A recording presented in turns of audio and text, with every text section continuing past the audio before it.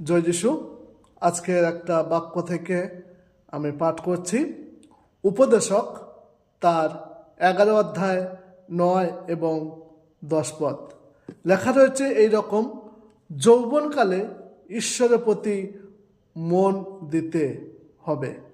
আর সেটা বাইবেলে নেওয়া হয়েছে উপদেশক তার 11 অধ্যায় 9 এবং 10 পদ। এইরকম লেখা রয়েছে, হে যুবক, তুমি তোমার তরুণ বয়সে আনন্দ করো, যৌবনকালে তোমার হৃদয় তোমাকে আহ্লাদিত করুক।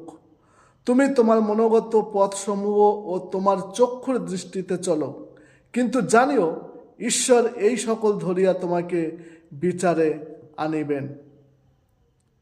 অতএব তোমার হৃদয় হইতে বিরক্তি দূর করো, শরীর হইতে দুঃখ অপসারণ করো, কেননা তরুণ বয়স ও জীবনে অরুণোদয় কাল অসার। ঈশ্বর তার আপন বাক্যে সবাইকে আশীর্বাদ করুন। আমেন।